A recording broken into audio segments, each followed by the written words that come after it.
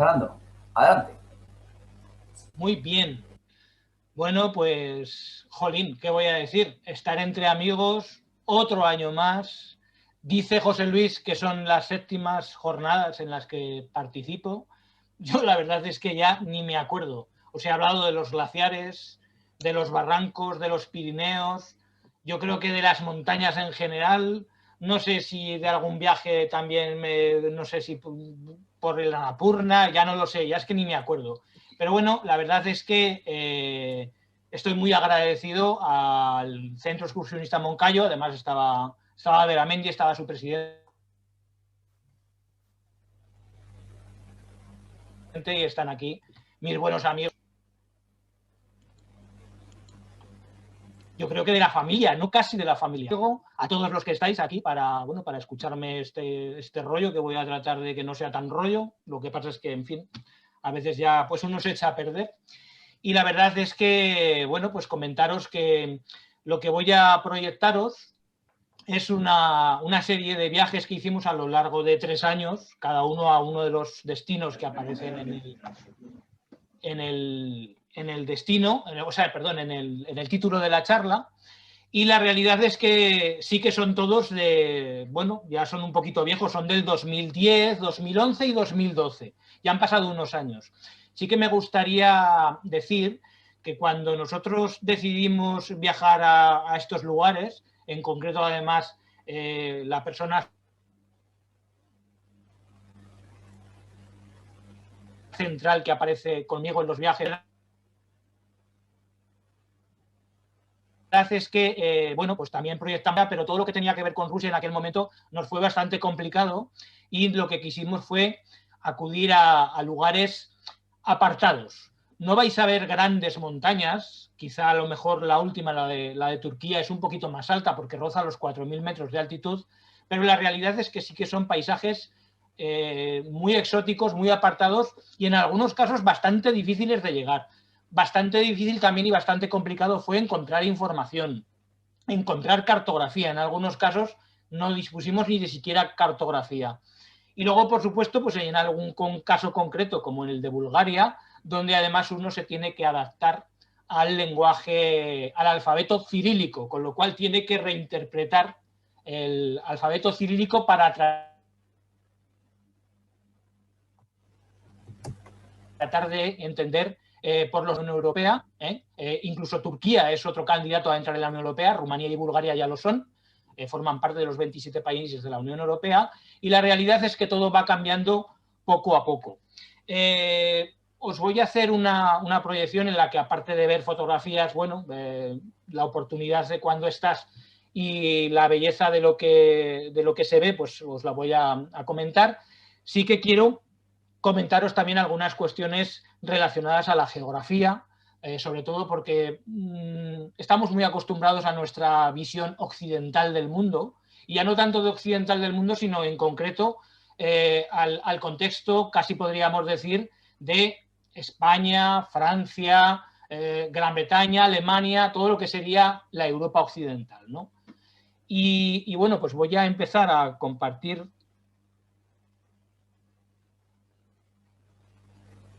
A ver qué tal nos ponemos en ello. Sobre todo fue muy gracioso cuando os pasé el texto de lo que íbamos a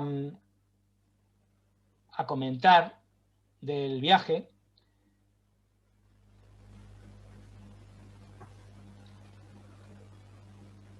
Muy bien. Bueno, pues aquí estamos. El viaje lo he llamado de los Cárpatos a Anatolia, empezando en Europa y terminando en Asia, ¿no? en Asia Menor.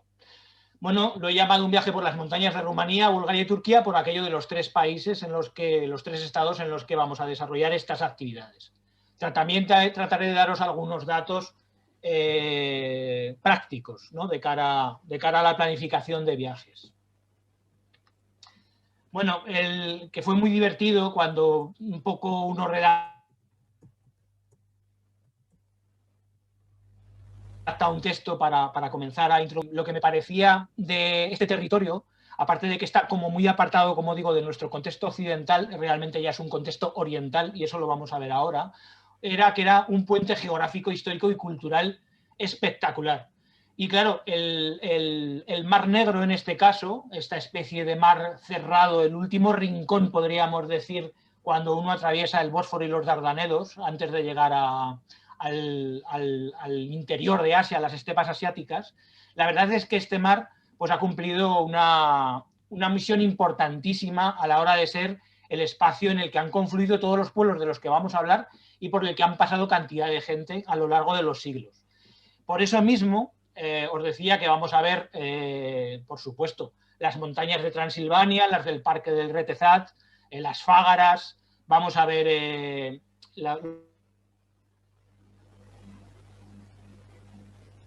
los parques nacionales de Rila y Pirin en los Alpes Pónticos, todo siempre alrededor del Mar Negro y por un lugar además que, como vais a ver, vamos a analizarlo un poquito con unos mapas, vamos a ver un poquito algo sobre la historia de todos estos lugares. Mirad, lo primero es centrarnos actualmente, lo que tenemos es el Mar Negro, como podéis ver, y podéis ver que alrededor de él tenemos Rumanía y Bulgaria, que estarían en la orilla occidental del Mar Negro. Justo al sureste de Bulgaria aparece el trocito de la antigua Tracia, que actualmente es la Turquía europea. El último reducto que quedó del imperio turco, del imperio otomano en Europa. Luego, a continuación, al sur del Mar Negro nos encontramos, ha evolucionado en sus fronteras hacia el este, con una serie de episodios bastante tristes históricos y también en algunos casos pues, conflictos que están en estado larvado, sobre todo en las fronteras de Georgia y de Armenia, que son las que a lo mejor más nos interesan en este viaje. Un poquito más al sur, lo que veis que aparece con el nombre de Tabriz, para que os centréis, es la antigua Persia, es Irán. Bueno, si nos desplazamos al norte del Cáucaso, nos encontramos que todo ese territorio que hay en las otras orillas, en las orillas orientales del Mar Negro, es Rusia. Y finalmente, todo lo que quedaría en la parte norte, por encima de Odessa y del Mar de Azov, esto es actualmente Ucrania.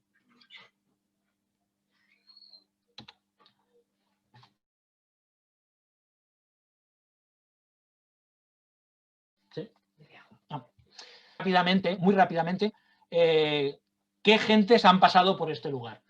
He seleccionado el emperador Trajano, por ser el emperador que llegó el Imperio Romano a sus más vastos confines.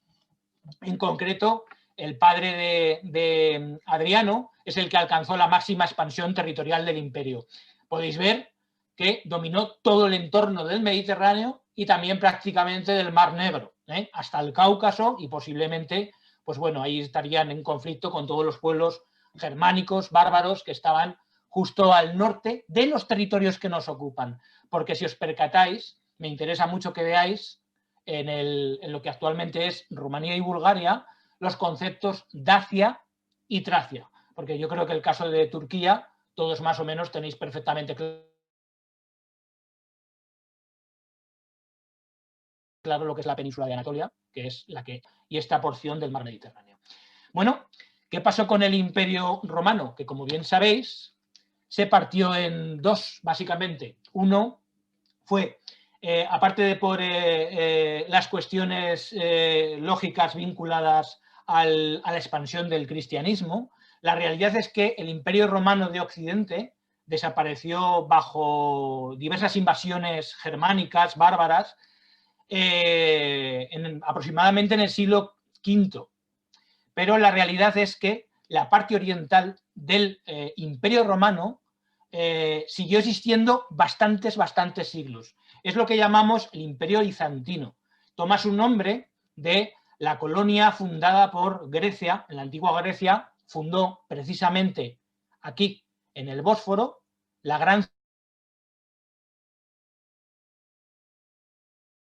ciudad que sirve de puente y que empezó el emperador Constantino, pasó a llamarse Estambul. como os podéis percatar, el Imperio bizantino abarca todo el espacio que nos ocupa, del viaje con estas montañas desde los Cárpatos hasta la Anatolia. Y por supuesto, además, la propia decrepitud, la propia decadencia del Imperio bizantino terminó en muchísimos territorios, más o menos ya también casi como una perspectiva feudal, podríamos decir, pero de esta forma podéis ver un poco cuál fue también una de las máximas, uno de los momentos más esplendorosos del antiguo Imperio bizantino, en concreto en el año 1025. Fijaros que aquí estábamos todavía en plena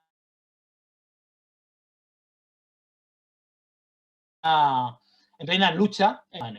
Es importante decir que el Imperio bizantino había abrazado el cristianismo, como también lo había hecho el Imperio occidental, aunque este es el que sucumbió, pero todo aquí sí que hay como una segregación de las iglesias cristianas muy importante y que tiene mucho que ver con todo lo que vamos a ver en la actualidad.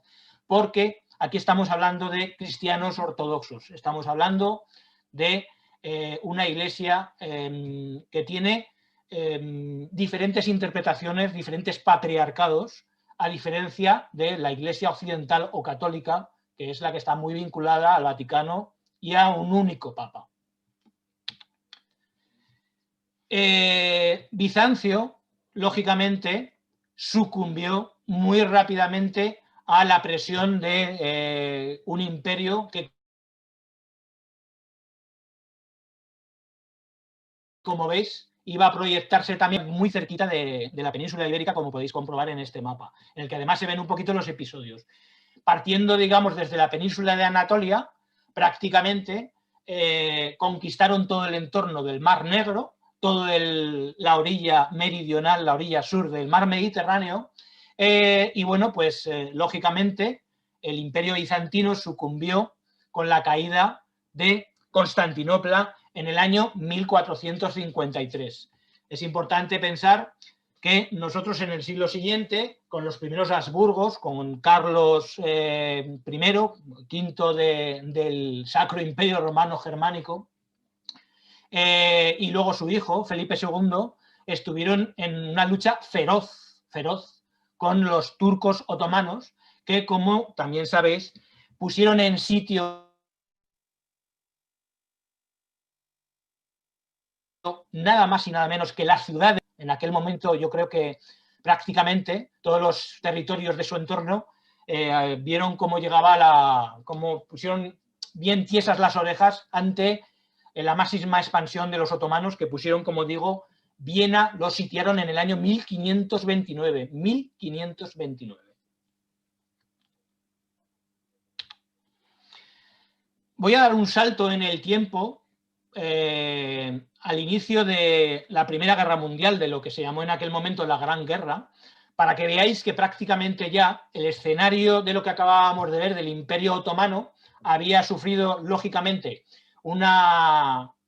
había vuelto a sus orígenes en la península de Anatolia y, sin embargo, había otros imperios que estaban en conflicto. Todos ellos, además, en lucha con el Imperio Turco. De hecho, en la Primera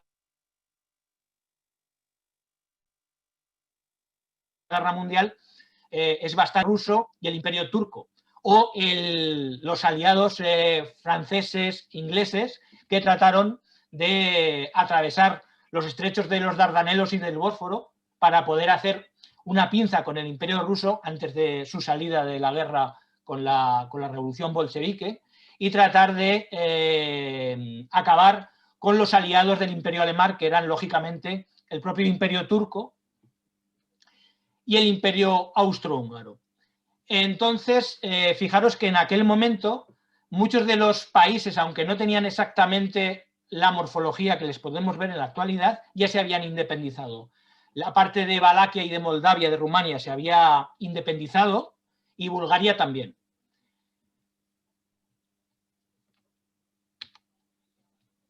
En este mapa también es para que veáis cómo había crecido lógicamente ante la decrepitud y ante el retroceso del Imperio turco, del Imperio otomano, pues también había entrado hasta la mismísima Transilvania, todo este territorio que veis aquí, que formaba parte del Imperio Austrohúngaro en 1914, es la parte de Transilvania, que ya sabéis que esto era una corona bicéfala, una corona que tenía, podríamos decir, dos monarquías bajo un mismo monarca, que era la austriaca y la húngara. Básicamente, toda la zona de Transilvania estaba vinculada a la zona húngara. Y bueno, pues todas estas partes en conflicto, en lucha con el Imperio Otomano, todos estos países, Bulgaria, Rumanía, habían obtenido su independencia a finales del siglo XIX o principios de luchando contra los turcos. Acordaros de que estábamos hablando de la caída de Constantinopla y del Imperio bizantino en 1453 y estamos aquí ya en pleno siglo XX. Los imperios siguen cambiando y se siguen enfrentando unos con otros y llegamos así también a la segunda gran guerra del siglo XX, a la Segunda Guerra Mundial, para que veáis también cuál fue la expansión del Tercer Reich. La expansión de Alemania. Básicamente podríais verla, aunque con matizaciones, con esos tonos azules. Tened en cuenta que llegaron a conquistar prácticamente, bueno, hasta la línea de Stalingrado, hasta el Volga, llegaron a conquistar los nazis. Fijaros además que en algunos casos hay algunos de estos países, como el propio Rumanía, que fueron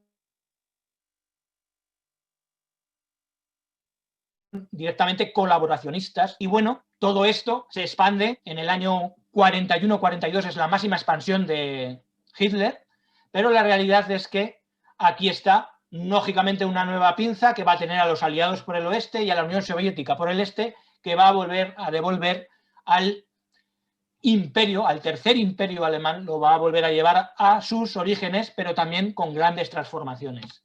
Porque, ¿qué sucede? Pues que la Unión Soviética, que fue una de las grandes ganadoras de la Segunda Guerra Mundial, va a tomar bajo su órbita a todos los países del este de Europa. Incluso la propia Alemania va a quedar fragmentada al término de la Segunda Guerra Mundial y bueno, pues todos recordaréis aquello de la República Federal de Alemania y la República Democrática Alemana. Aquí lo que nos interesa básicamente es ver cómo Rumanía y Bulgaria del telón de acero de la órbita soviética. Importante, desde el punto de vista del montañismo, yo que también hace bastantes años que estuvimos haciendo montaña en Eslovaquia y en Polonia, recordar que los alpinistas del telón de acero, básicamente, sus montañas más importantes eran los Cárpatos, en toda esta zona. De hecho, además, muchas de las primeras guías de montaña, de algunos de los primeros mapas, incluso de las primeras aperturas de caminos o incluso de vías ferratas, tienen mucho que ver con la Europa del Este y con el mundo carpático, ¿no? Hablando de los Cárpatos. Bueno, aquí tenéis los Cárpatos. ¿De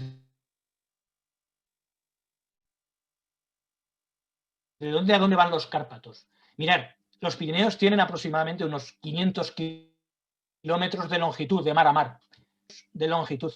Pues los Cárpatos tienen 1500 kilómetros de longitud en este arco tremendo que se desarrolla desde el sur de Polonia y la República de Eslovaquia, se desarrollan por Ucrania, sobre todo Rumanía, y llegan a meterse incluso hasta Serbia, atravesando el mismísimo Danubio. Podríamos decir que a la altura casi, ¿no?, de Budapest, por allí tiene el Danubio, en el inicio, podríamos hacer, del arco carpático, tiene el Danubio, y justo en su final es el propio Danubio el que vuelve a atravesar los Cárpatos por las puertas de hierro, camino ya de su final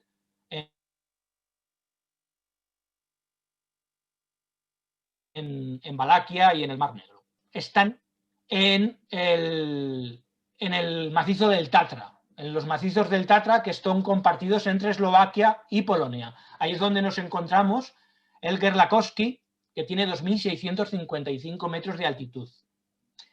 Y sin embargo, nosotros nos vamos ahora, a nuestro primer viaje, nos vamos a ir a todo este conjunto de montañas, los Alpes de Transilvania, que están separando la parte, podríamos decir, húngara o centroeuropea de Rumanía de la parte original de Rumanía, que era Valaquia, ¿vale? Aquí nos encontramos, en concreto, los podéis ver, el macizo del Moldoveanu, que es 2.544 metros en las montañas Fágaras, que es uno de nuestros objetivos,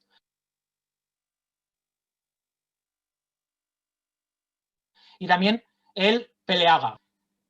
Vámonos ahí.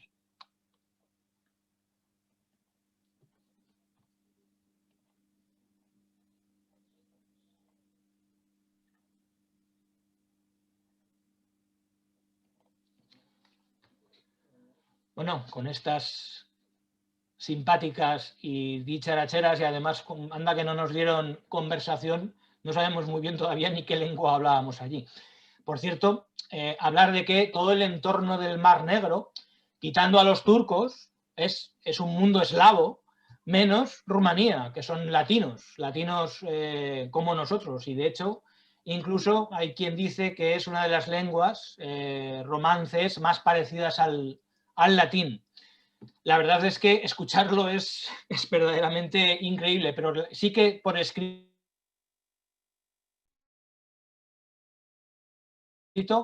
hay todavía forma de mujerucas de la parte de Transilvania, con esas bachocas en la puerta de casa, como las están limpiando. Y bueno, pues ya nos centramos, como digo, en Rumanía.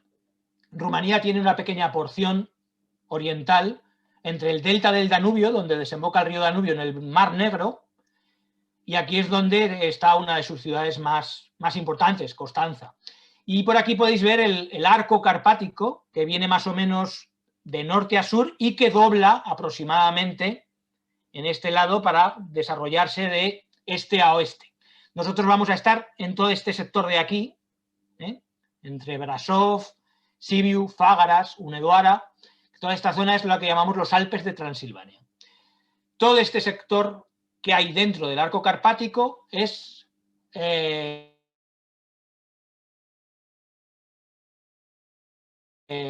Transilvania, es la zona que la parte, digamos, original, nacional original de Rumanía es Valaquia, que es toda esta zona que está al sur de los Alpes de Transilvania, donde se encuentra la capital, Bucarest.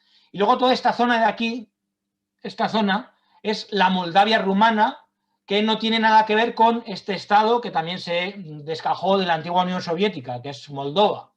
Pero vamos, de cualquier forma, toda esta zona de aquí, en torno al Dniester, es la zona de Moldavia, la parte independiente y la parte rumana, la que está al este de los Cárpatos.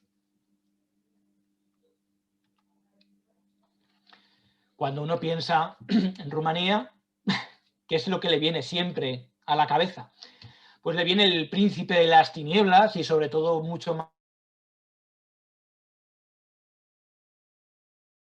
allá cuando la propia autores románticos, pensar en Mary Shelley con Frankenstein, bueno, pues Bram Stoker convirtió al príncipe valaco Vlad, lo convirtió en bueno, un ser verdaderamente legendario al que le gustaba la sangre. Realmente al amigo Vlad, al conde Vlad, era un señor feudal que luchaba contra los turcos y que sí que cuenta la historia que era conocido como Vlad el Empalador porque a los turcos que capturaba pues los dejaba empalados en el campo de batalla. Pero bueno, tenéis la imagen del príncipe de Valaquia, de Vlad Tepes. Por supuesto tenéis a mi admiradísimo Christopher Lee, que es uno de los personajes más importantes de los actores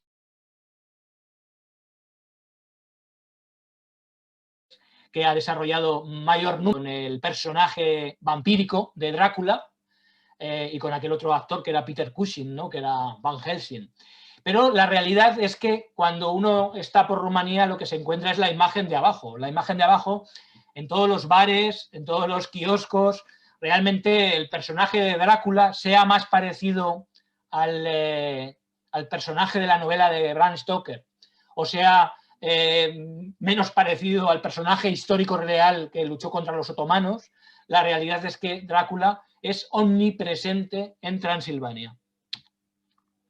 Y de hecho, este es el castillo del conde Drácula, el castillo de Bran, esos castillos típicos preciosos que uno se encuentra en las montañas transilvánicas. Bueno, deciros simplemente también, por como os he hecho el comentario de que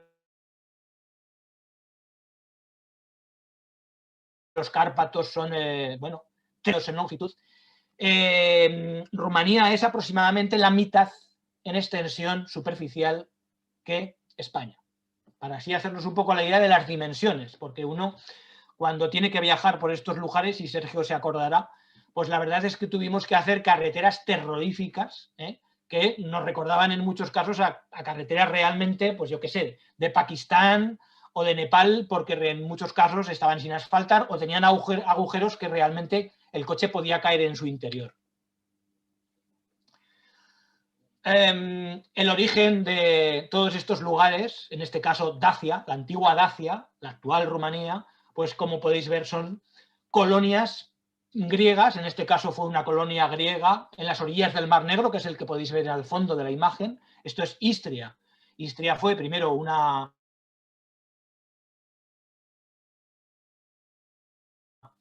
colonia griega. En nuestros viajes no solo aprovechamos para hacer montaña, lógicamente aprovechamos también para conocer paisajes absolutamente increíbles, pues como una de las grandes reservas de la biosfera a nivel planetario, como es el delta del Danubio. Es un sitio realmente hermoso y verdaderamente descomunal en su tamaño. Pero la realidad es que nosotros cuando acudimos a Rumanía, estamos hablando del año 2010, no solo las carreteras eran terroríficas, recuerdo que si alguna vez nos tocaba viajar por la noche tampoco había iluminación de ningún tipo en ningún lugar, ni en los pueblos ni en las ciudades, y todo el mundo todavía estaba muy poco motorizado. Realmente la población tradicional en el medio rural de Rumanía, quitando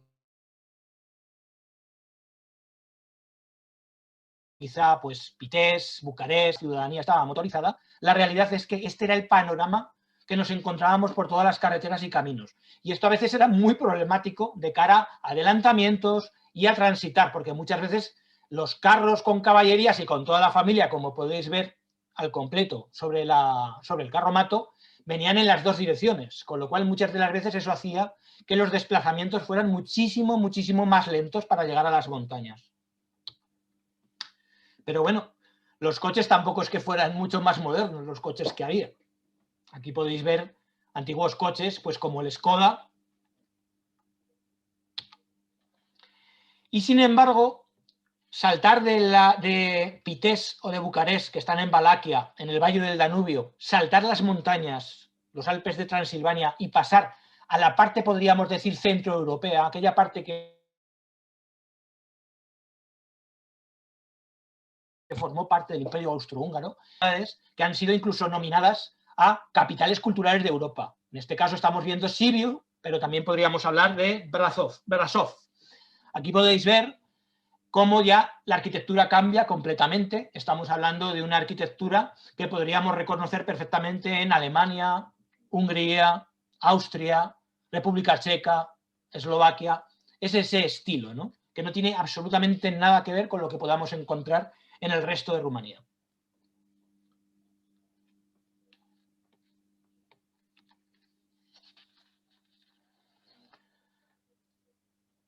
Es ese aire neoclásico que tienen muchas de las ciudades.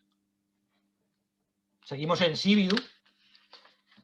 Sibiu, si no me falla la memoria, fue capital europea de la cultura en el año 2007.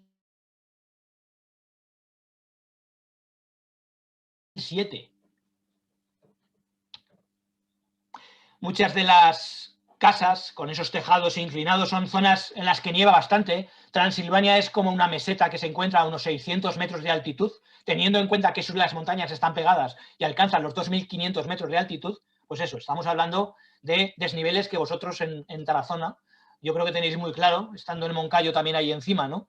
Desniveles de 2.000 metros aproximadamente, pero en este caso también en un muy corto recorrido. Un poco más de 40, 50 kilómetros, subes de los 600 metros a las cumbres de 2.500 metros de los Fágaras, por ejemplo. Lo que nos llama mucho la atención en estas ciudades centroeuropeas de Transilvania, yo creo que son esos tejados que parece que miran, ¿no? Parecen con esas lucanas, esas falsas, esas ventanitas que tienen los tejados, que muchas veces son como si fueran, ¿no? Y luego, pues aquí más imágenes tradicionales de ese mundo neoclásico y un tanto germánico. De hecho, en muchísimos sitios todavía hay muchísimas cosas rotuladas en alemán y en húngaro.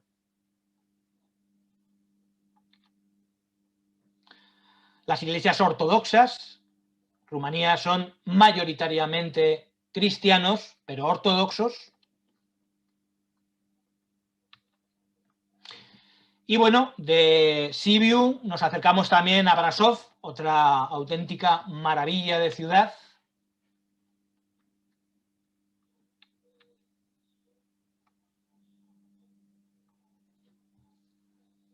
Aquí podéis ver la iglesia protestante, la iglesia ortodoxa detrás, una vendedora de postales con su bicicleta. Y bueno, pues vamos a ir dejando este recorrido un tanto turístico para acercarnos ya a las montañas. Vamos a empezar por el Parque Nacional de Retezat, que es el que estaba en la parte más occidental de los Alpes de Transilvania. Aquí se encuentra el pico Peleaga, que tiene 2.508 metros de altura, que es este que os estoy señalizando aquí. Nosotros decidimos, con muchísima confusión por nuestra parte respecto a las posibles vías de acceso para llegar a este lugar, al final nos hicimos con un mapa que era bastante malo. Entramos por un valle minero, por un valle en el que había centrales térmicas abandonadas, cantidad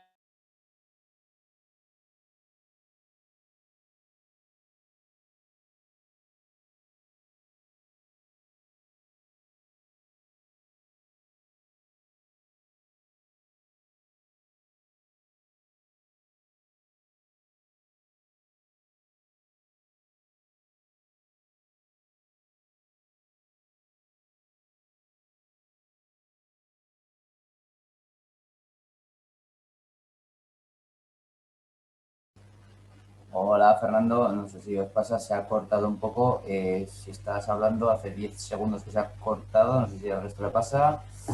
Eh, vale, un momentito, recapitulamos. A ver, Fernando, ¿estás? Un momento.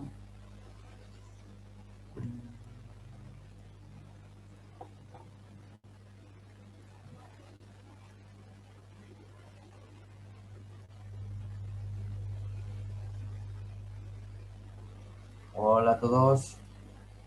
Un momentito de paciencia que creo que Fernando tenía un problema, ¿vale?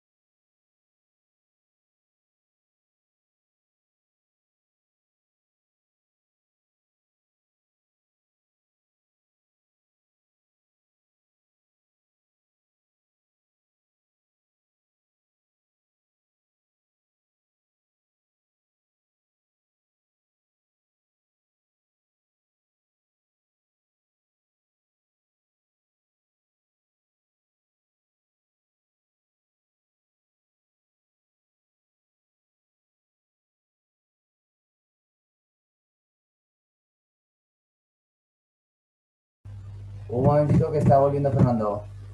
Muchas gracias por la paciencia. Cosas en directo, podrían pasar estas cosas. A ver si vuelve Fernando.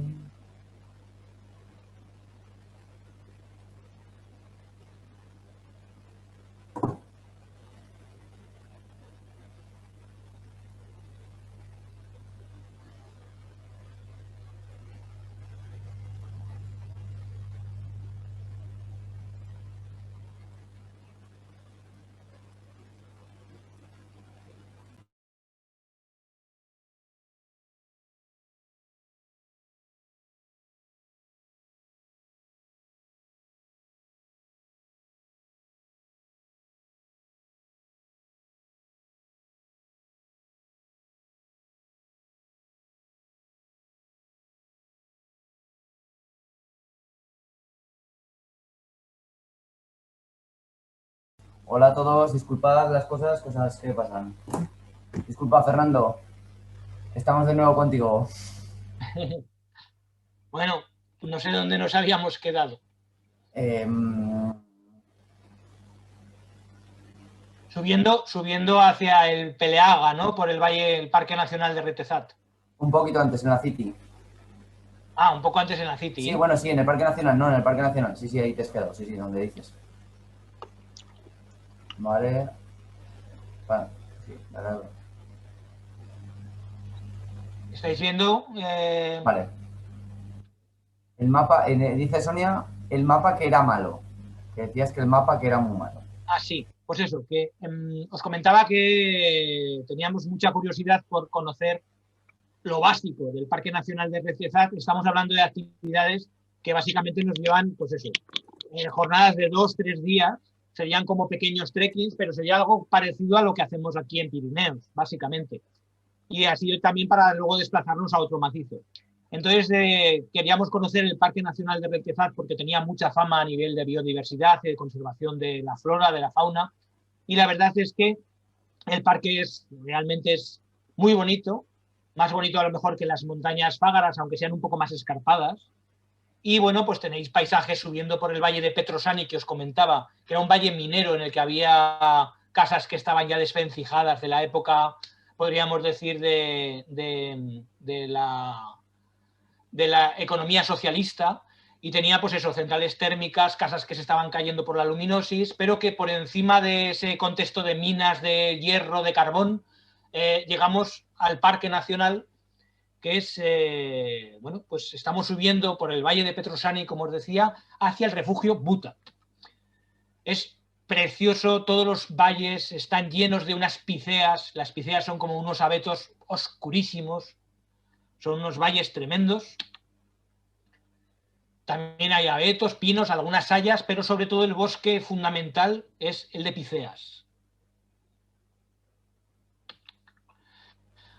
Esta cucada de refugio es el refugio La Cabaña Buta, que se encuentra a 1580 metros de altitud. Aquí es donde hicimos noche para el día siguiente, atravesar un collado y bajar al corazón del parque. En nuestro caso, para no dar la vuelta por carreteras muy malas, entramos por ese valle minero que os he comentado, y eso a lo mejor pues hizo que nos costara un poquito más alcanzar la cumbre del Peleaga. Este es el refugio Buta. Estos son los dos osos. Realmente todos estos valles están llenos de lobos y de osos. Es una gran reserva a nivel europeo, en general Europa Oriental y los Cárpatos, de lo que serían pues esos grandes mamíferos depredadores. Y la cerveza ya veis cómo se llama. Este es el mapa malísimo que encontramos, en el que las curvas de nivel son cada prácticamente 100 metros, en el que podéis ver, habíamos ascendido de muy mala manera por el valle de Petrosani, que es por aquí por donde voy marcando en la imagen. Habíamos dejado el coche en algún punto de por aquí y habíamos subido caminando hasta el refugio Buta, que está aquí. Al día siguiente teníamos que atravesar este collado para bajar al valle de Ucura y ascender. Lo íbamos a hacer dándole toda la vuelta a estos dos valles de aquí, al pico Peleaga, por los lagos de Bucura y el refugio de Bucura, y dar la bajada por el valle de Peleaga. En el collado hay unas balsas preciosas justo antes de dar la vista a lo que es nuestro objetivo, el Peleaga. Bueno, vamos avanzando, remontando conforme además el sol ya sale con toda su fuerza. Estamos básicamente todos estos viajes, nos había comentado al principio, que los hicimos todos en los meses de octubre. Entonces, realmente son meses que si acompaña el tiempo, son muy buenos para hacer montaña en esta zona. Supongo que están menos frecuentados y, por supuesto, bueno, pues todavía la luz es preciosa y no han caído todavía las primeras nieves. Subida por unas carteras, unas pedreras tremendas. Por cierto, toda esta es la zona de collados que habíamos tenido que superar desde la Cabañabuta para bajar por los bosques y volver a subir por este fondo de valle. Aquí podéis ver la imagen de la cumbre. Llegando a la cumbre, el pico Peleaga con la bandera rumana y los dos Ursus aquí en la cumbre.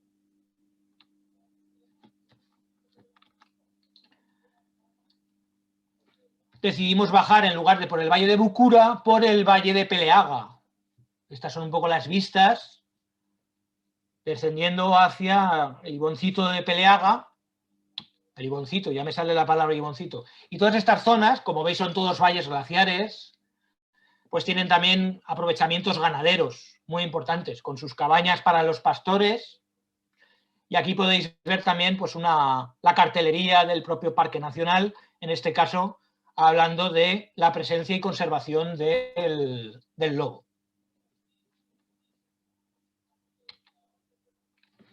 Damos un salto de las montañas de Retezat a las montañas Fágaras, las montañas más altas de los Alpes de Transilvania. Esto es como se ven el Fágaras desde precisamente la llanura, la meseta, donde se encuentran las ciudades de Rasov, Sibiu y, por supuesto, Fágaras. La ciudad de Fágaras, que es la que da nombre a este cordal de montañas, con esta ciudadela que podéis ver en la imagen, una ciudadela de estas medievales. Y, bueno, la carretera que atraviesa los Fágaras es una carretera muy famosa, que llaman la Transfagarasan, que la construyó Ceausescu en la época, el dictador Ceausescu en la época en la que acababa la Unión Soviética de invadir Praga. Entonces, parece ser que Ceausescu trató de construir una carretera que atravesara la montaña, la atraviesa a más de 2000 metros de altitud, y que de alguna forma comunicara de una forma muy rápida Valaquia con Transilvania.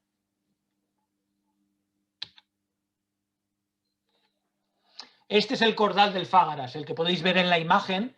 El esquema que seguimos Sergio y yo a la hora de hacer el Moldoveanu, que es el pico más alto de Rumanía, el pico más alto de Rumanía y el más alto también de los Alpes transilvánicos, que no de los Cárpatos, porque hemos visto que se está en los Tatra. Quisimos desde la carretera del Transfagarasan salir por el Valle de Capra y hacer una cresta larguísima, una cresta que tiene prácticamente 15 kilómetros de longitud, haciendo, no me acuerdo, no sé si hicimos 8 cumbres. La realidad es que cada marcha que hacíamos nos salían del orden de 25 o 30 kilómetros y casi todas rondando los 2000 o más de 2000 metros de desnivel acumulado. La verdad es que, bueno, pues son actividades que tienen bastante parecido, como digo, con los Pirineos. En nuestro caso, como digo, tratamos de recorrer toda la línea divisoria entre los ríos que vierten al Danubio y los que se van hacia Transilvania. Como digo, subimos por el Valle Capra, desde la carretera. Montamos la tienda de campaña en unos collados que había encima del Valle Capra, justo antes de que se nos echara la niebla. Y bueno, y temprano al día siguiente, pues nos decidimos a ir remontando un pico detrás de otro. Haceros la idea que todas estas imágenes que veis, íbamos haciendo todos los picos que veis en la imagen, para poder llegar hasta el Moldoveanu. Los picos son el Arpasumik, el Arpasu Mare, el Podregu, el Tarata, el Uchea Mare, el Uchisuara y finalmente el Vistea y el Moldoveanu. Hay un refugio que, bueno, la verdad es que sirve como buen lugar para acometer la subida del Moldoveanu. Es un refugio guardado al lado de los lagos de Podragu, justo debajo de la cresta divisoria. Y en la imagen aquí podéis ver ya el final. Este es el final antes de llegar al Vistea, que es este pico de aquí, y el Moldoveanu, separado por una brecha un poquito profunda, pero que no plantea ningún problema. Esta es la brecha que hay entre el Vistea y el Moldoveanu. Aquí estamos, Sergio y yo, los Ursus en marcha.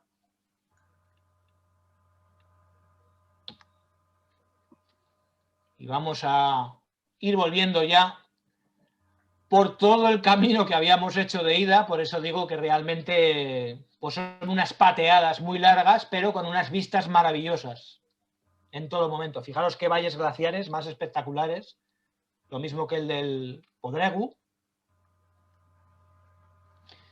Y nuestro viaje para terminar en Rumanía y pasar ya a Bulgaria, pues terminó en la orilla del Mar Negro, como no podía ser de otra forma. Estuvimos viendo los yacimientos de Istria, que os he comentado al principio, aquel yacimiento greco-romano, y aquí pues a la orilla del Gran Casino, con ese toque decadente de ciudad de vacaciones, en Constanza, es donde ya nos vamos a despedir. Es una ciudad muy bonita, fijaros que también aquí es un lugar en el que todavía quedan mezquitas importantes.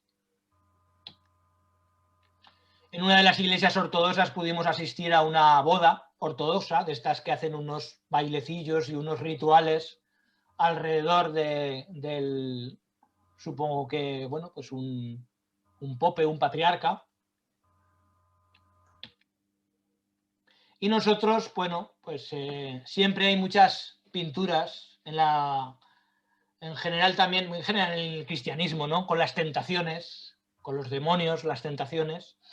Y en nuestro caso, pues bueno, queríamos terminar con unas buenas comidas, que son siempre las mejores tentaciones, por supuesto con cerveza, con buen vino, que también hay buen vino rumano, y en las orillas del Mar Negro nos despedimos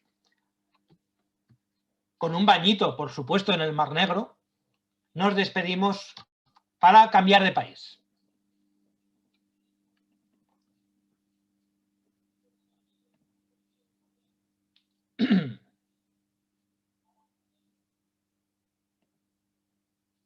Ya me lío.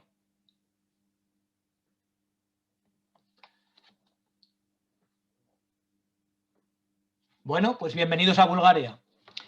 Si decíamos que Rumanía era más o menos la mitad que España en extensión, Bulgaria es más o menos la mitad en extensión que Rumanía. Bueno,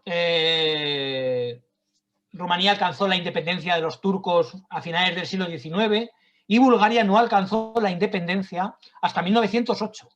Es importante este detalle porque la arquitectura de finales del siglo XIX y principios del siglo XX aquí está muy vinculada en España a lo mejor al modernismo, al Art Nouveau, a todo ese tipo de artes decorativas, al propio, bueno, Gaudí sería un poco el ejemplo más destacado del modernismo, pero la realidad es que aquí este estilo un poquito próximo a las artes decorativas del modernismo es lo que llaman el Renacimiento búlgaro, y le llaman el Renacimiento búlgaro precisamente por vincularlo a la independencia del país frente a los turcos.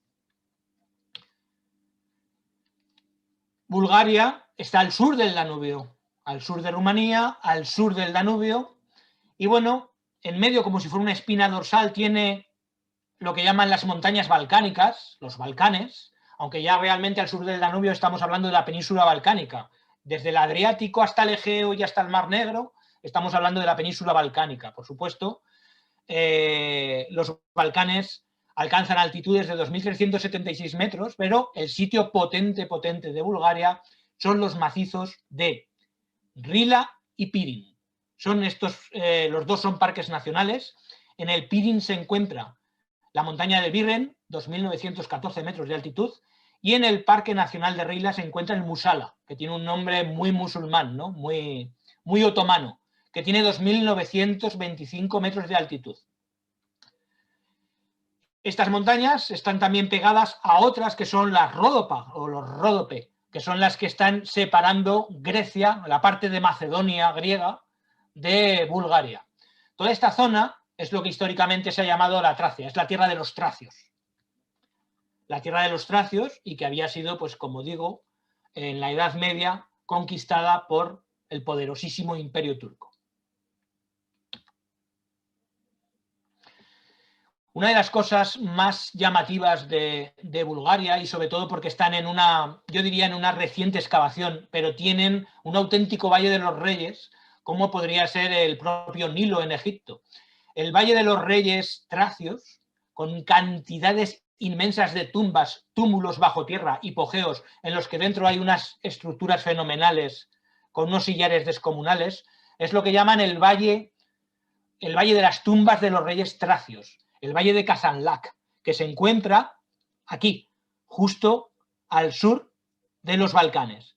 Es lo primero que hicimos, nada más bajar del avión en Sofía, nos trasladamos a ver el valle de Kazanlak, el valle de los reyes tracios, y estuvimos viendo un par de tumbas, fijaros qué monumentales que son en su interior, y por supuesto los restos arqueológicos hablan por sí mismos, ¿no? Nos hablan de este pueblo que fue sometido por Roma. Contaros que también Kazanlak es un valle muy famoso en Europa del Este por ser el Valle de las Rosas. Dicen que la mayor parte de rosas destinadas a usos cosméticos, no a jardinería, me imagino que también a jardinería, pero sobre todo a usos cosméticos, salen del Valle de Kazanlak. No solo se encuentran allí las tumbas de los reyes tracios, sino también una de las mayores explosiones me imagino, de flores cuando uno no va en octubre, lógicamente, como fuimos nosotros. La segunda ciudad de Bulgaria, después de la capital, de Sofía, es Plovdiv, una ciudad milenaria. Una ciudad milenaria en la que, bueno, pues nos encontramos este teatro romano.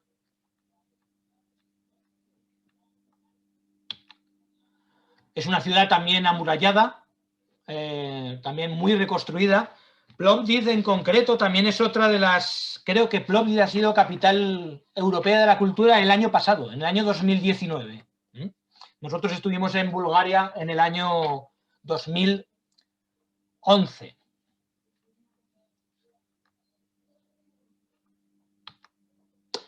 Mirad esos edificios preciosos del Renacimiento búlgaro, el Renacimiento vinculado a la independencia del pueblo búlgaro. Los búlgaros sí que son eslavos, son de origen eslavo, son de origen, bueno, de los Urales y más allá. Bueno, pues estos son imágenes. En Bulgaria también son ortodoxos, pero hay bastantes más musulmanes en Bulgaria que en Rumanía. Aquí podéis ver los mercadillos con las famosas muñecas rusas. En este caso serán muñecas búlgaras, obviamente. La ciudad de Plovdiv, con sus iglesias, con sus mezquitas, los edificios con sus ornamentaciones. El monte que hay sobre Plovdiv es muy bonito para subir al amanecer, para ver la ciudad, y sobre todo también porque tiene unos yacimientos arqueológicos que estaban excavando cuando nosotros estuvimos, Sergio y yo estuvimos de viaje. Bueno, fijaros que en muchos sitios se encuentra uno la cartelería. En Rumanía escriben con el mismo alfabeto que nosotros, pero en Bulgaria escriben con caracteres cirílicos.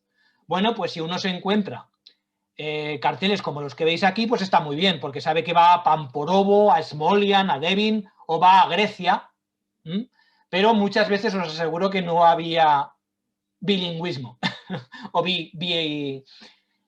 bialfabetismo. Nosotros, después de visitar el valle de Kazanlak, bajamos hacia el sur, hacia la frontera entre la Macedonia griega y las montañas Ródope. Se me ha olvidado comentaros que Plovdiv, os he dicho que era una ciudad milenaria, habéis visto el teatro romano, la ciudad de Plovdiv se llamaba Filipípolis, porque fue conquistada por el padre de Alejandro Magno, desde Macedonia. Entonces eso es uno de esos detalles, Filipópolis, no Filipo, ya no sé ni lo que digo. Filipópolis, el padre de Alejandro. Bueno, pues estas son las montañas que separan Grecia de Bulgaria, las montañas Ródope. Preciosas, no tienen mucha altitud, pero son lugares en los que encontrar lo mejor del mundo rural tradicional de Bulgaria.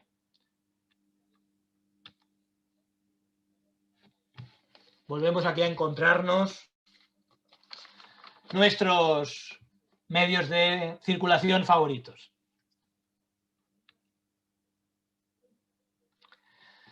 En las Ródope se encuentra el segundo monasterio ortodoxo más importante de Bulgaria. El primero lo vamos a ver luego. Este es el monasterio de Baskovo.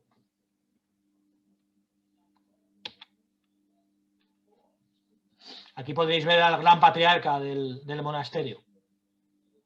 No se enteró que le hacíamos una foto.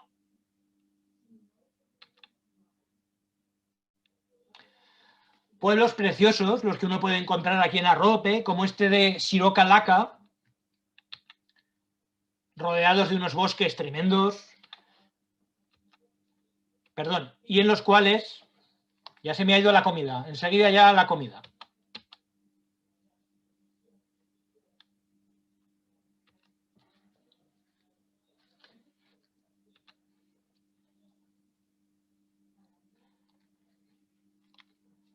Mirad, en todos los pueblecitos del Rodopa, de las Rodope Mountains, hay montones de carteles. Yo pienso que esto también sucedía aquí hasta no hace mucho, con las defunciones del pueblo. En este caso, pues bueno, nosotros cuando pasamos, estos eran los señores que adornaban casi todas las puertas del pueblecito. Esta es la arquitectura típica de las Ródope.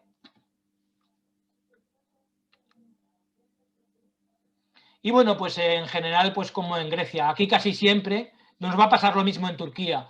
Está todo acompañado de quesos, yogures, olivas, pepinos, cebollas, en fin, mucha carne guisada y este tipo de platos. También algunas sopas frías, que es lo que llaman aquí en la zona el tarator. El tarator es una sopa fría de yogur, pepino, eneldo y aceite de oliva. Pero bueno, en general, y esto también es la mantelería típica y las telas típicas de Bulgaria, que son bastante también famosas.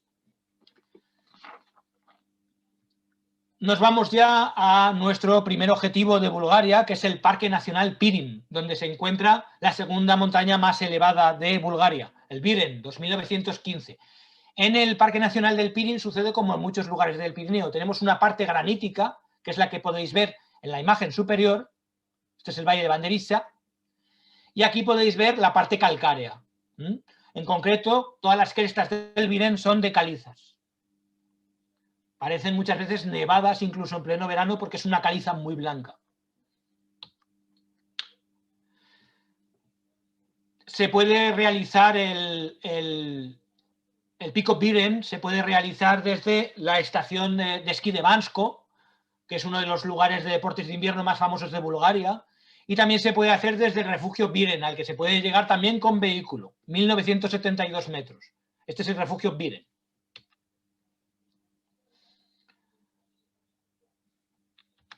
Me parece que tengo que cambiar.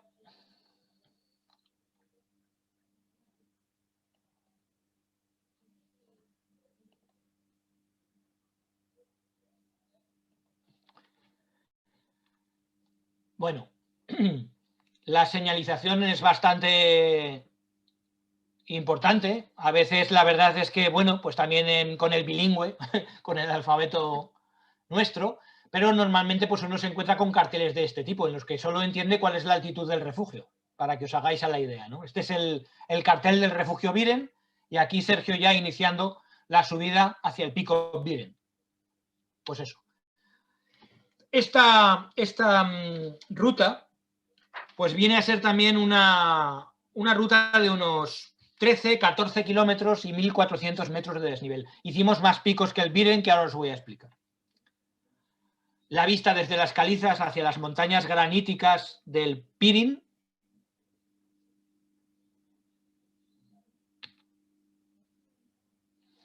Y bueno, y aquí ya imaginando nuestro ascenso hacia esta monumental montaña. Es fácil, ¿eh? En ningún momento hay ninguna dificultad para subir. Quizá en algún momento hay que apoyar las manos, pero realmente la vista es magnífica cuando uno llega. En este caso cambiamos de banderita, cambiamos a la bandera búlgara y nos encontramos en la cima del Vizen.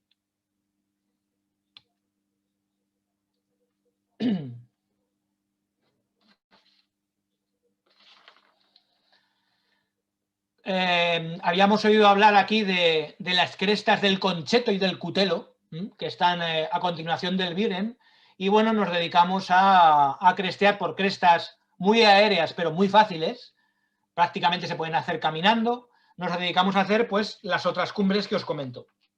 Las de el Cutelo, que también superan los 2.900 metros de altitud, y la cresta del Concheto hasta el pico Bansky Suhodol, que tiene 2.883 metros. Aquí podéis ver cómo se perfilan las crestas, muy largas, pero como digo, muy bonitas y muy fáciles.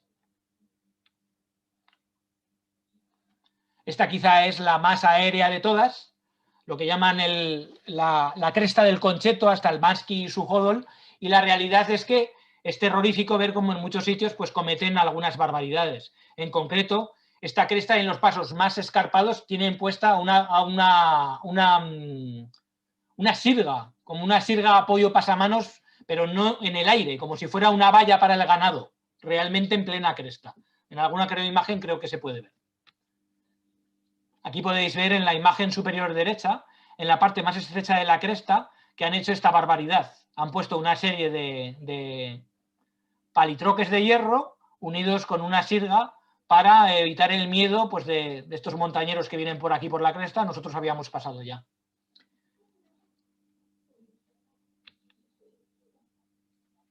Luego bajamos por otro valle, siempre tratamos de hacer alguna vuelta en periplo, algún itinerario circular. Bajamos por un valle que encierra pues, algunos de los últimos glaciares, bueno, más bien heleros, que hay en la cara norte del Virgen, como este que veis aquí, el helero del Virgen, debajo de esas paredes tan descomunales.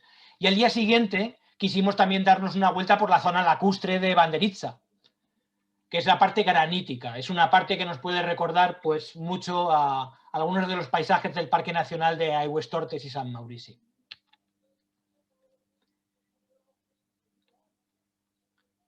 Aquí podéis ver muchos de los lagos que hay, el Ocoto, el Ridno, el Dragoto, y sobre todo todas estas formaciones vegetales que veis. Es curioso, estas montañas que estamos hoy haciendo en Banderitsa son más pequeñas que el Viren, pero son de granitos. Y aquí sube la vegetación con mucha más facilidad, mientras que en las calizas prácticamente habéis visto que estaban limpias de vegetación. Aquí la vegetación que sube es un pino muy característico que es, podríamos decir que familiar de nuestro pino negro en el Pirineo. Es el Pinus mugo. En este caso, pues es un árbol muy achaparrado, sobre todo porque esta zona es muy nivosa en invierno. Pero todo lo que veis es casi todo Pinus mugo. Luego decidimos hacer las cumbres que veis en esta imagen. Allá a lo lejos, de ese color blanco, es la zona del Virgen, que habíamos estado el día anterior. Y ahora estamos en la zona granítica. Vamos a hacer estas cumbres de aquí de la derecha. Perdonadme que tengo que mirar los nombres de los picos porque son difíciles. El pico Bacela, 2.620 metros, y el Vasilaski Chukar, 2.615. Este es el Bacela.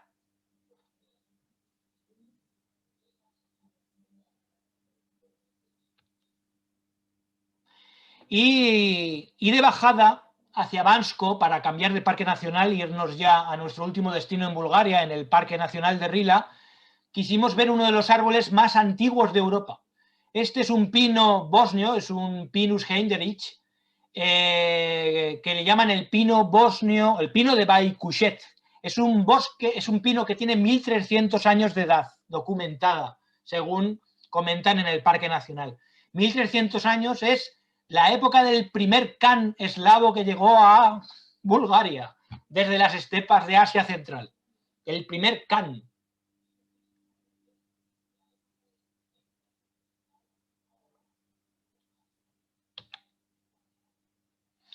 Cambiamos de parque y nos pasamos al Parque Nacional Rila. En el Parque Nacional Rila, lo mismo que nosotros tenemos San Juan de la Peña, está el monasterio más importante, ortodoxo, de Bulgaria, que es el que da nombre además al Parque Nacional.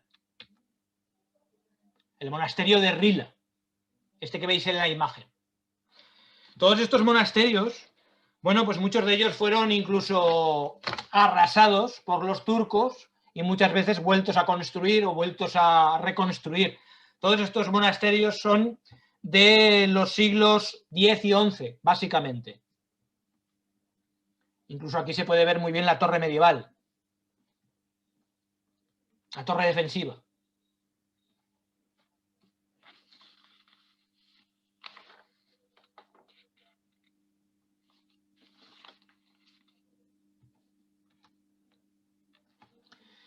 Encima del monasterio de Rila hay unos bosques, unos hayedos espesísimos, espectaculares, y que además el motivo para visitarlos, aparte de por el propio bosque, puede ser ir a ver la cueva en la que lógicamente San Juan de Rila estuvo viviendo como eremita.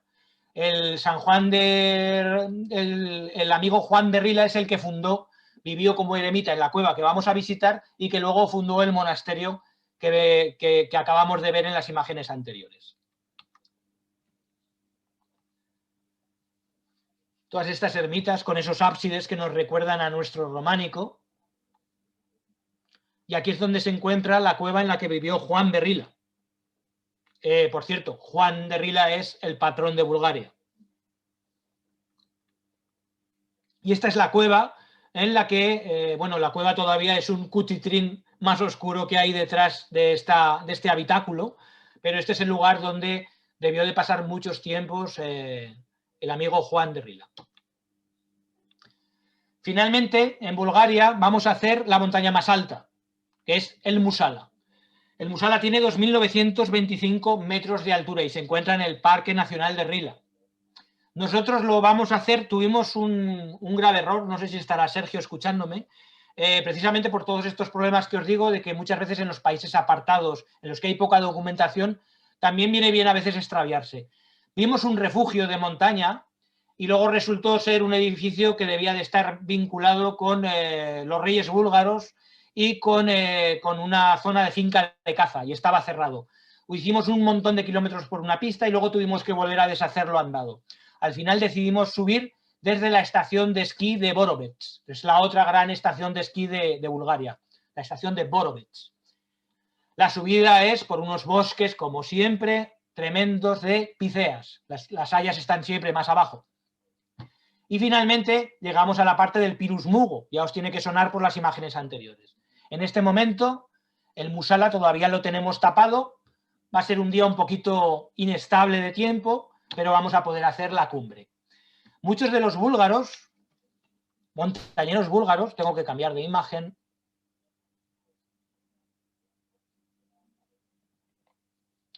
suben desde este refugio.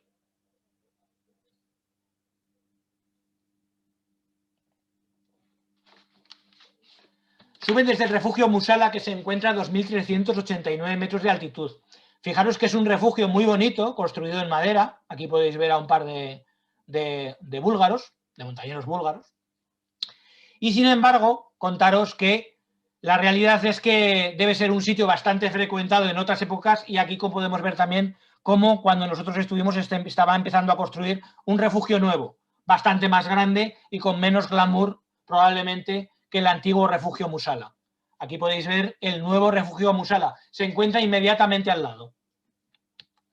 Esta zona también es una zona lacustre, la que sube al pico Musala. Mira, aquí podéis ver el pico Musala, es aquel del fondo. Aquí es la zona de los lagos de Karashevo. También es una zona muy bonita, con el Pinus Mugo. con muchos laguitos, muchas lagunas, por la que se va ganando poco a poco altura hacia la zona del Musala. La zona del Musala está bastante antropizada, sobre todo su cumbre, porque tiene varios refugios a su alrededor. Algunos incluso no están abiertos más que para tema de seguridad, y en concreto el de arriba tiene 2 refugios, uno de seguridad y otro que debe ser como una zona científica experimental, y luego también hay otro militar. O sea que la cumbre más importante de Bulgaria tiene un verdadero ferial en la cumbre. Aquí podéis ver el lago y refugio Ledeno, a 2.720 metros ya de altitud. Y finalmente, llegando a la cumbre, unas vistas tremendas. Todo esto son las pistas de esquí de Borovets. Nosotros venimos de mucho más abajo, venimos remontando todo este valle que veis aquí. Aquí es donde se encuentra el refugio nuevo de Musala, y nosotros hemos tenido que remontar todas estas pedreras y todas estas crestas para alcanzar la cumbre del Musala, el techo de Bulgaria. Aquí podéis ver cómo se dice Musala, cómo se escribe en cirílico, y bueno, pues básicamente podéis ver la cumbre con todo este montón de chirimbolos, el vértice geodésico, el refugio militar, el refugio científico. Aquí abajo en esta imagen podéis ver el refugio anterior, el de los 2.700, y aquí, pues en esta imagen podéis ver que está también adecentado para ser utilizado como refugio en caso de mal tiempo. Bueno, bajamos ya hacia Borovets para despedirnos de las montañas búlgaras, y no sin antes hacer una visita a Sofía antes de dar el salto del Bósforo a Turquía.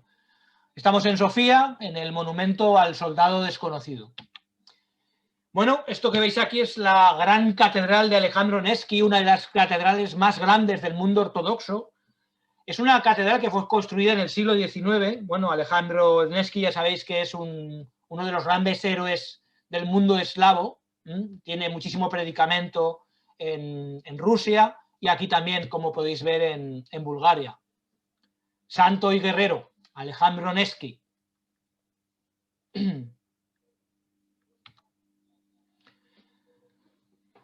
Los tenderetes de bordados, de manteles, de encajes, algo muy típico en Bulgaria. Y bueno, me voy a parar un momento en el monumento soviético de Sofía. Esto que veis aquí es el monumento al ejército soviético. Fue construido, fue esculpido en el año 1954, precisamente en el 10º aniversario de la liberación nazi, ¿no? de la liberación de los soviéticos, del ejército rojo de Bulgaria. Bueno, el monumento es verdaderamente espectacular. Todos los tipos, tanto los tipos más amables, saludando a los campesinos, a los obreros, también la parte más, digamos, vinculada a la guerra, pero la realidad es que, bueno, su vinculación al mundo soviético es un lugar que vienen muchos niños y muchos jóvenes normalmente a esta plaza. Hay pistas de patines, pistas de monopatín, de bicicleta, de BMX. Es una plaza en la que se hace de todo. Pero la realidad es que este monumento, pues, es uno de los monumentos que está en mayor discusión política. Esta fotografía no es mía, así como todas las fotografías que estáis viendo. Este es como ha sido intervenido en los últimos tiempos, en los últimos meses, tengo entendido, el monumento al ejército soviético. Habéis visto que la imagen anterior eran los soldados, el ejército rojo, liberando Sofía de los nazis, pero fijaros que aquí sale desde el Joker hasta Papá Noel, Superman, en fin, el Capitán América. Bueno, esto es una de las intervenciones artísticas de los banshees búlgaros, que llaman.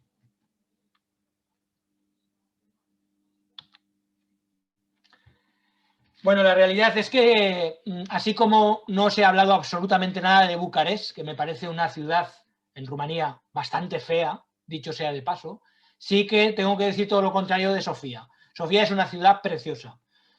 Aquí podéis ver el Teatro Nacional Iván Vazos, ese teatro nacional construido en 1904. Es con unos jardines y con unas fuentes realmente espectaculares. Estilo neoclásico, típico. Este es el famoso Boulevard Vitosha. Es uno de los sitios más queridos de los habitantes de Sofía para pasear, para terracear. Aquí podéis ver todavía la mezquita, los mercados, hay bastantes mercadillos, tanto más o menos bien instalados, como directamente aquí me pongo, y por supuesto también los juegos, los dados, las chapas, cualquier juego en el que se pueda apostar, es algo también muy característico de las calles de Sofía. Pero hay algo que me llama mucho la atención en Sofía, para terminar con Bulgaria, es precisamente lo que llaman los baños centrales de Sofía. Aquí había unos baños turcos. Es una zona en pleno centro de Sofía en el que emana agua termal.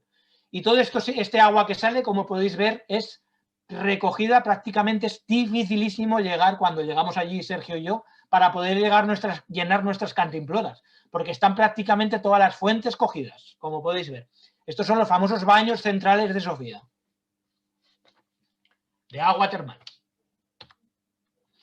Y nos despedimos de Sofía por la noche. Hay que aprovechar siempre cuando tu vuelo sale a altas horas de la noche, pues hay que aprovechar para hacer Sofía la Nuit. Y nos vamos a nuestro último destino. Nos vamos a Turquía. Turquía es, si hablábamos de que Rumanía era la mitad de la extensión de España, Bulgaria era la mitad que Rumanía, pues estamos hablando de que Turquía es 1,5 veces más grande que España. Es ya un tamaño bastante a tener en cuenta. Máxime además si también se han anexionado territorios, como vamos a ver. De cualquier forma, las montañas en Turquía ya son muy potentes. De no mediar la anexión de la parte de Armenia en el este de Anatolia, que es donde se encuentra la montaña en la que dicen, o la tradición cuenta, que se depositó el arca de Noé después del diluvio. Es el monte, ya lo diré, madre mía, el Ararat, el monte Ararat, que tiene más de 5.000 metros de altura, pero realmente yo no sé si decir que esta es la montaña más alta de Turquía. Realmente actualmente se encuentra en territorio turco, pero os podéis imaginar que es la montaña sagrada del pueblo cristiano más antiguo del planeta Tierra, Armenia. Bueno, pues esto es Turquía, y esto que estáis viendo son los Alpes Pónticos, los que se encuentran inmediatamente al sur del Mar Negro. La cara que mira al Mar Negro es una cara muy boscosa, muy selvática, mientras que la cara sur, que es la que mira a la meseta de Anatolia, es una cara lógicamente sometida a los efectos de los vientos Foehn. Es una zona ya prácticamente desértica. Es muy disimétrica la cara norte de los Alpes Pónticos de la cara sur. Aquí podéis ver imagen de lo que os estoy comentando. Estos son los Alpes Pónticos. Nosotros volamos, tuvimos que hacer escala en Estambul, y desde Estambul volamos hasta Trabzon, la antigua Trebisonda.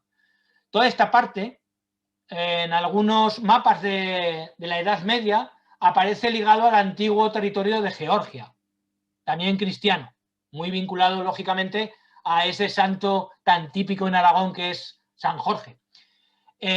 Fijaros que toda esta parte de aquí, que es la vinculada al monte Ararat, son 5.137 metros de altura, es la parte anexionada a Armenia. Y de esto también vamos a hablar muy brevemente. Sin embargo, nosotros fuimos a hacer una montaña que tiene casi 4.000 metros de altura y que se encuentra en los Alpes Pónticos, que es el Kashgar.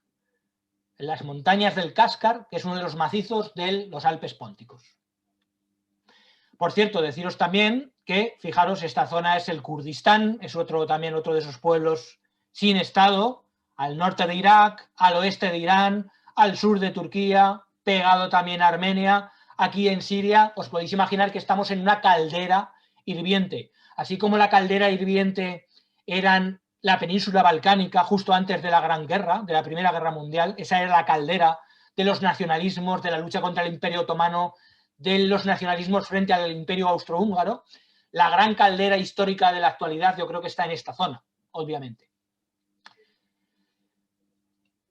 que os quería comentar que este río que nace aquí, al sur de las montañas Cascad, es el río Éufrates. El Éufrates y el Tigris son los dos grandes ríos de Mesopotamia. Bueno, Trabzon, la antigua Trebisonda. Trebisonda fue uno de los pequeños estados feudales de la desmembración del Imperio Bizantino. Aquí estamos pegados, costeros al Mar Negro. La primera noche tuvimos un problema con las mochilas y con las maletas. Las perdieron directamente y tuvimos que esperar un día entero en un hotel de no muy buena muerte o de más bien mala muerte. Y realmente cuando ya pudimos disponer tuvimos suerte y al final llegaron los bultos del viaje. Atravesamos los Alpes Pónticos, por donde se encuentra uno de los monasterios más antiguos de la época bizantina, que es el monasterio de Sumela. Fijaros en qué lugar se encuentra. Rodeado de bosques, de quebradas tremendas. Son unas montañas tremendas los Alpes Pónticos.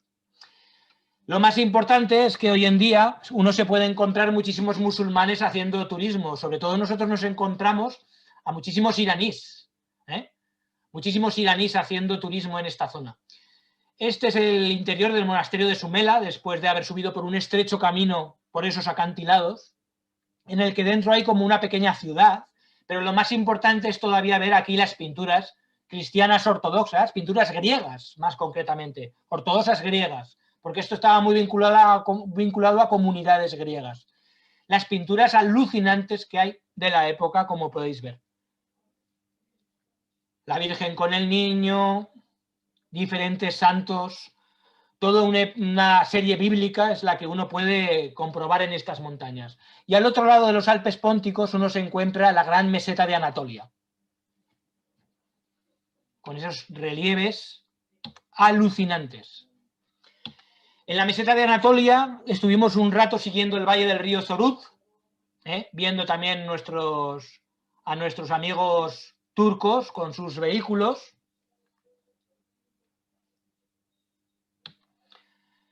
Y el río Zoruz es el que rodea completamente el macizo del Kashgar para desembocar en el Mar Negro muy cerca de la frontera con Georgia.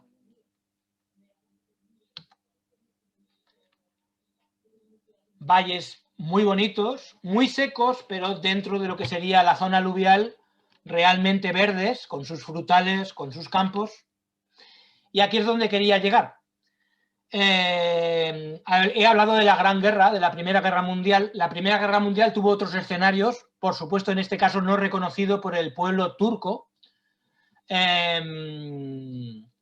aprovechando que se desintegraba el Imperio Turco con la Primera Guerra Mundial. Todo este sector, fijaros, en este mapa se puede ver lo que es la actual Armenia, y por cierto, la actual Armenia desgajada también del territorio de Nagorno-Karabaj. No sé si habéis estado informados estos días, pero Azerbaiyán, que envuelve por completo, Azerbaiyán son musulmanes, envuelve por completo al territorio de mayoría cristiana de Nagorno-Karabaj, en este momento, pues ha habido una ofensiva bélica, ha habido guerra en esta zona, porque realmente Armenia podríamos decir que es un país que está muy bien rodeado, muy bien rodeado. Pero fijaros, toda esta parte oriental de Anatolia, en concreto, fijaros, nosotros estamos en esta parte de aquí, Trabzon está en esta zona, estamos en las montañas del Kashgar, vamos a desplazarnos hacia Kars y Erzurum, son escenarios de la memoria histórica vinculados al gran genocidio armenio. Un genocidio no reconocido, como digo, por el pueblo turco, que lo que se hizo fue dedicarse a depurar y a sacar a marchas forzosas hacia el desierto a la población armenia.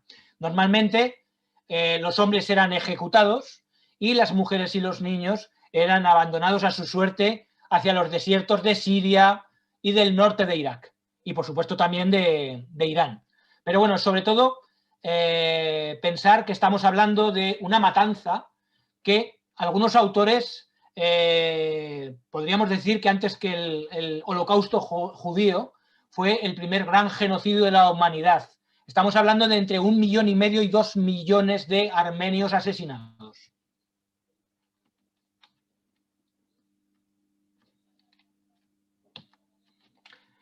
vamos a ver algunos de los escenarios de las masacres. Erzurum.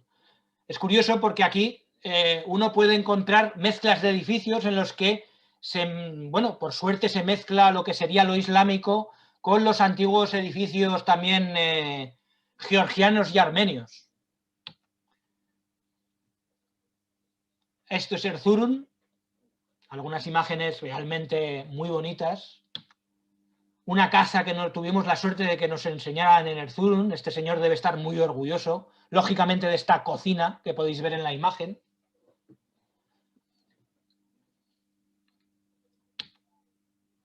Y la realidad es que muchas veces uno se encuentra simbologías que están muy vinculadas con el pueblo armenio, con el león de Armenia, ¿no?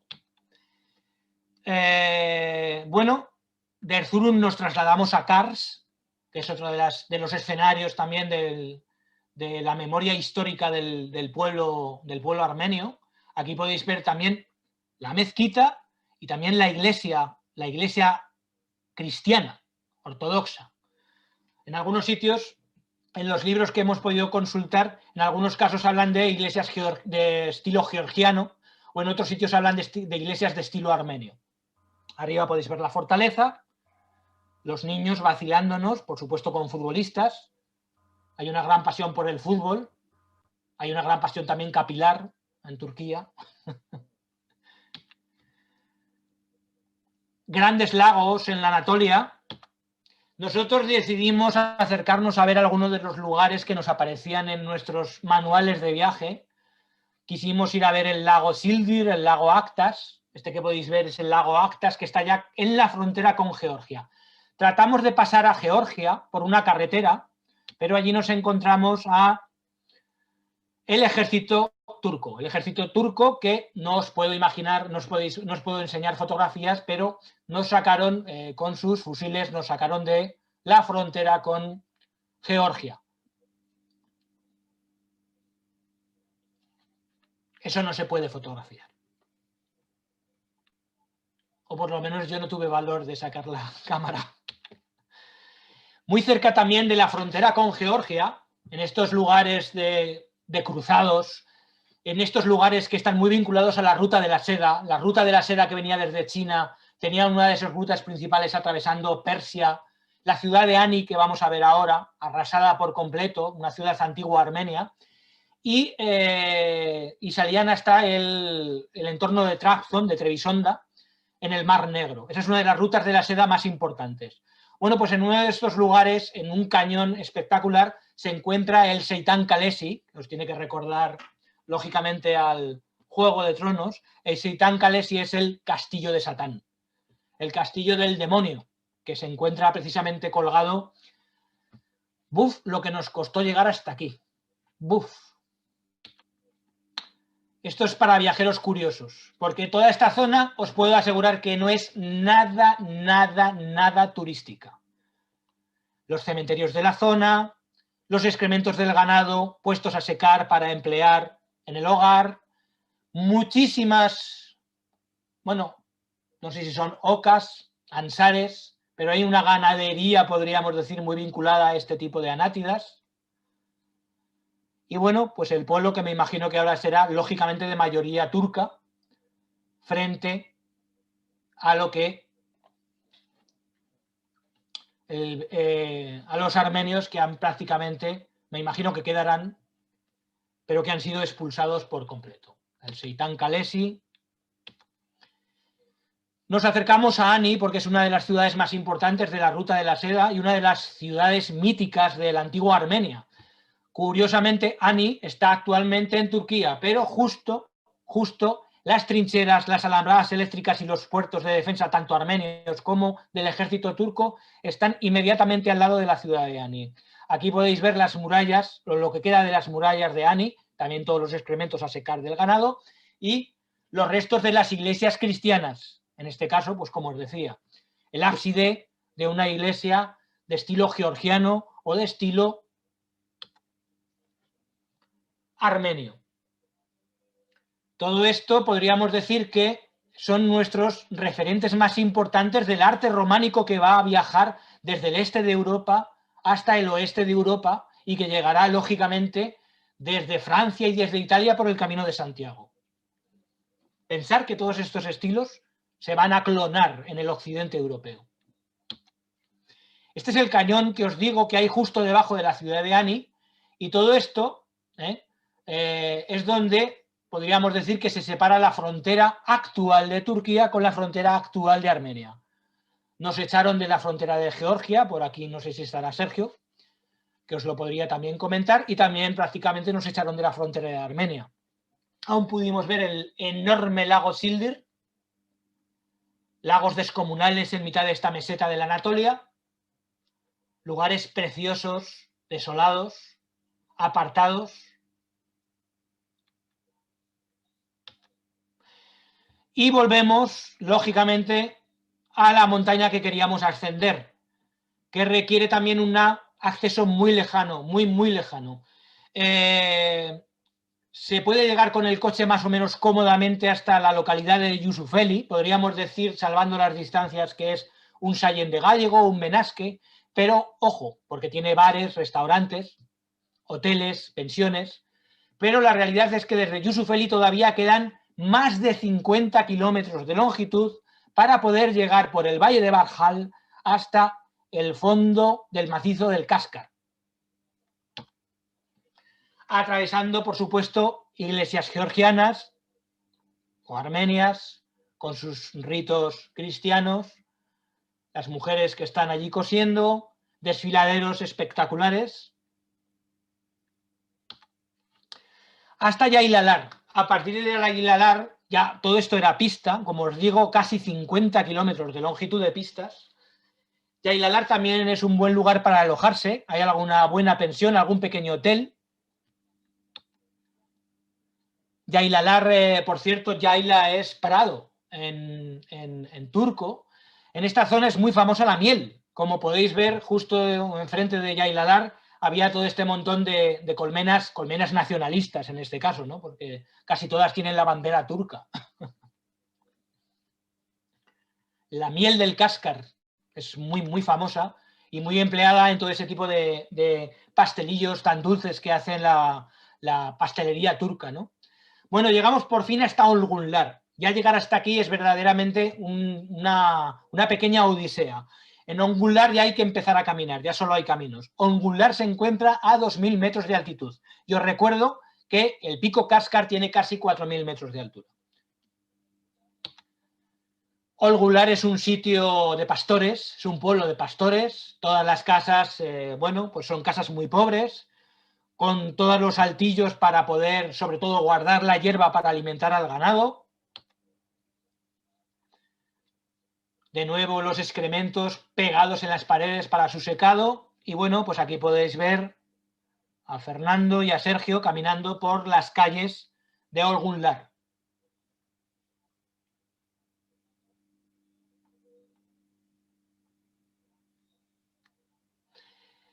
Mucho más arriba también se encuentra una zona que podríamos hacer equivalente, vosotros que conocéis bien los Pirineos, podríamos decir que es como las bordas de Viados.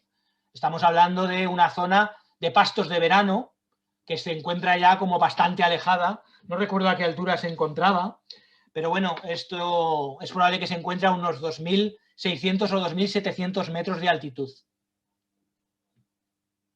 Son todo chozas para los pastores. Este es el descomunal valle que estamos remontando para subir a las montañas del Kaskar. Vamos a tener un cambio muy radical de tiempo. Este fue nuestro campamento improvisado para ascender al Kaskar, que son las montañas que podéis ver al fondo. Estas montañas tienen que ser tremendas también en primavera con un poco de nieve, bueno, con un poco o un mucho de nieve. Nuestro campamento lo situamos prácticamente a unos 2.975 metros de altura, para que así ya solo nos quedaran 1.000 metros de altitud al día siguiente. Esto es una ascensión que, bueno, sin contar el acceso con el coche, pues viene a costar unos 3 días. Es el trekking del Kaskar. Mucho más arriba en los semiciclos glaciales del Kaskar ya nos encontramos este lago, que es el lago Deniz, a 3.425 metros, y aquí ya nos empezó a cambiar el tiempo. nos empezó a llover, nos empezó a caer granizo, nos empezó a nevar. Aquello se convirtió en un verdadero infierno y las pasamos realmente muy mal. Hicimos la cumbre, pero no tenemos fotos de la cumbre, porque realmente nos empezaron a caer hasta, bueno, rayos, truenos, centellas, todo alrededor. Tuvimos que abandonar material porque verdaderamente los pocos pelos que nos quedan en la cabeza se nos pusieron de punta. Este es el glaciar del Cáscar. Este es el Cáscar antes del cambio del tiempo, para que veáis cómo es la cumbre. Se sube por toda esta cara sur, la última parte prácticamente trepando entre rocas. Y bueno, pues estamos terminando ya porque realmente poco más hay que contar. Lo pasamos muy mal, sobre todo porque en la cumbre pensamos que en cualquier momento nos íbamos a perder, no veíamos nada, nos estaban cayendo los rayos a nuestro alrededor, empezó a nevar muy fuerte. Conseguimos alcanzar de forma más o menos cómoda el lago a los 3400. Desde aquí tuvimos un par de momentos de extravío, pero aún así conseguimos retornar al valle.